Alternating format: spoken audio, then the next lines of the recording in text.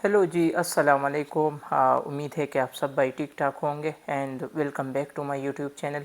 क्योंकि अभी मैं इस सेशन के वीडियोस मैंने स्टार्ट कर दिया है लास्ट वीक से, मतलब लाजियो स्कॉलरशिप के मैंने वीडियो बना दिया है कि लाजियो स्कॉलरशिप का डेडलाइन कब है या आपने अप्लाई कब करना है, एप्लीकेशन प्रोसेस स्टार्ट हो गया या आपने कौन से पॉइंट्स का आप लोगों ने ख्याल रखना है, ये सब अभी मैंने एक्सप्लेन कर दिया है। अभी एक दोस्त ने मुझसे पूछा कि भाई last year visa rejection cases ज़्यादा थे, तो आपको क्या लगता है कि वीज़ा रिजेक्शन केसेस क्यों हो रहे थे, मतलब वीज़ा लोगों का रिजेक्ट क्यों हो रहा था।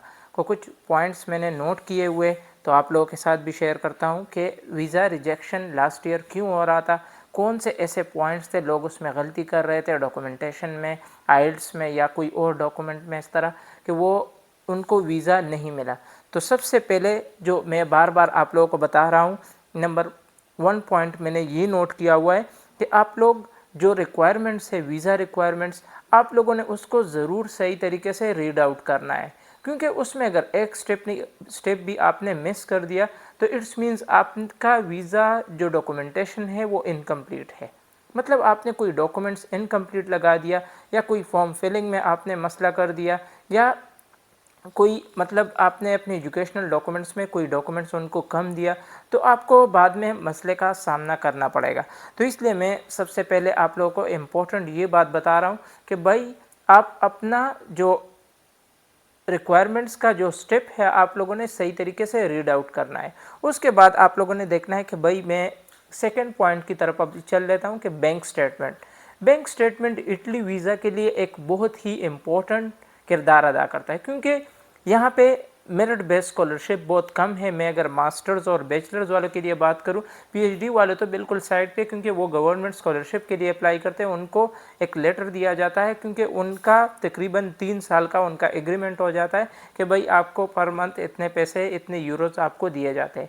तो यहाँ पर अगर मैं मास्टर्स और बैचलर्स वालों को टारगेट करूँ तो उनको जस्ट एक्सेप्टेंस लेटर मिल जाता है कि आपकी यूनिवर्सिटी की इतनी फ़ी होगी और आपका फर्स्ट सेमेस्टर यहाँ से, मतलब इस मंथ से आपका स्टार्ट हो रहा है और आपका फर्स्ट सेमेस्टर या फर्स्ट ईयर की टोटल फ़ी इतनी होगी। तो उनका कोई भी स्कॉलरशिप नहीं होता। यहाँ पे फिर रीजनल स्कॉलरशिप आते हैं, जिस तरह मैंने लाजियो स्कॉलरशिप का बताया, मिलान यूनिवर्सिटी का स्कॉलरशिप मैंने बताया कि वहाँ पे आपको फिर नीड बेस्ड स्कॉलरशिप के लिए अप्लाई करना पड़ता है। तो वो फिर आप लोगों ने देखना है कि हमने बैंक स्टेटमेंट एम्बेसी को देना पड़ेगा, क्योंकि एम्बेसी को फिर आप लोगों ने शो करना है कि भाई मैं सिर्फ और सिर्फ स्टडीज़ के लिए जा रहा हूँ और मैं फाइनेंशियली स्ट्रांग हूँ, मतलब मेरे अम्मा है या अब्बा है, भाई बहन जो भी आपको फाइनेंशियली सपोर्ट कर रहा है, वो यहाँ पे उनकी कंपनी है या यहाँ पे वो जॉब कर रहा है या बाहर किसी कंपनी में या पाकिस्तान में किसी कंपनी में जॉब कर रहा है और ये इनकी सैलरी स्लिप है और ये इसके टैक्स रिटर्न है। तो ये सारा फाइल आपने सही तरीके से उनको ज़रूर देना है। थर्ड जो इम्पोर्टेंट स्टेप मैंने नोट किया हुआ है वो आइल्स और वीज़ा इंटरव्यू। देखो, आइल्स बहुत इंपॉर्टेंट है। प्रीवियस वीडियो में मैंने आइल्स के बारे में जिक्र किया था कि आइल्स आपका वीज़ा जो रेशियो है वो इंक्रीज कर देता है, उन लोगों पर आपको तरजीह मिल जाता है जिनके पास आइल्स नहीं होता। तो इसलिए आइल्स के लिए ज़रूर जाए। आइल्स एग्जामिनेशन अगर आपके पास हो तो आप बोल्ड भी हो जाएंगे, आपका इंग्लिश पे ज़्यादा कमांड भी हासिल हो जाएगा और आप वीज़ा इंटरव्यू में एम्बेसडर को सही आसानी से आप सेटिस्फाई कर सकोगे। इंटरव्यू क्वेश्चन जो कि बहुत ही इंपॉर्टेंट है, थर्ड स्टेप में मैंने ये भी इसके साथ वीज़ा इंटरव्यू और आइल्स बता दिया। तो वीज़ा इंटरव्यू एक इम्पॉर्टेंट स्टेप है, क्योंकि एम्बेसडर ज़्यादातर वो लोग डिसाइड करते हैं कि भाई आपको हम वीज़ा देते हैं या नहीं, क्योंकि बाद में तो आपके डॉक्यूमेंट्स पे डिपेंड करता है। डॉक्यूमेंट्स तो आपके कंप्लीट है, आपके CGPA जितने भी आपको एडमिशन मिल गया वो ओके है, क्योंकि आपको अभी एडमिशन मिल गया है, एडमिशन का चक्कर यहाँ पे ख़त्म हो गया है। कोर्स रिलेवेंट वो ज़रूर चेक करता है कि भाई आप कौन से कोर्स में जा रहे हो। वो आपसे एक क्वेश्चन भी पूछ लेता है कि भाई आपका ये कोर्स रिलेवेंट है या नहीं रिलेवेंट, को क्यों रिलेवेंट फील्ड में नहीं जा रहे, तो उनको फिर आपने सेटिस्फाई करना है। या अगर आपने पाकिस्तान में जॉब किया, आपने जॉब डॉक्यूमेंट्स भी एम्बेसडर के सामने रख दिए, तो फिर आपसे ये भी क्वेश्चन किया जाता है कि भाई आप अभी पाकिस्तान में जॉब क्यों छोड़ रहे हो और आप बाहर स्टडीज़ के लिए वापस क्यों अपनी स्टडीज़ कंटिन्यू करना चाहते हो।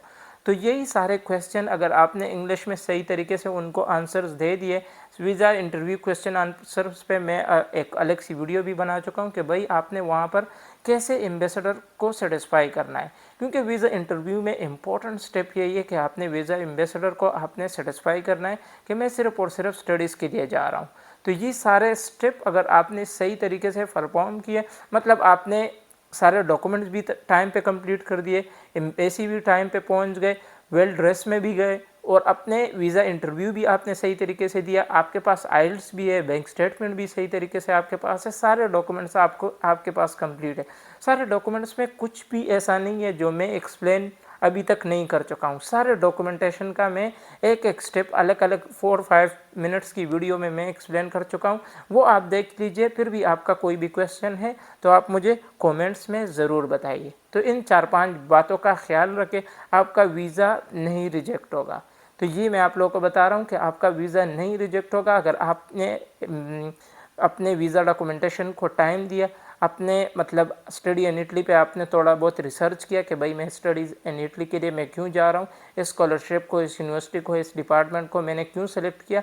ये सारे पॉइंट्स अगर आपने सही तरीके से मतलब अपने सामने रखे और इस पर आप लोगों ने थोड़ा बहुत रिसर्च किया कि मैं स्टडी इन इटली पे इसलिए फोकस कर रहा हूँ क्योंकि इसके 4-5 फ़ायदे हैं और मैं एम्बेसडर को इस पॉइंट से मैं उसको सेटिस्फाई करूँगा, तो फिर आपका वीज़ा ज़रूर अप्रूव होगा।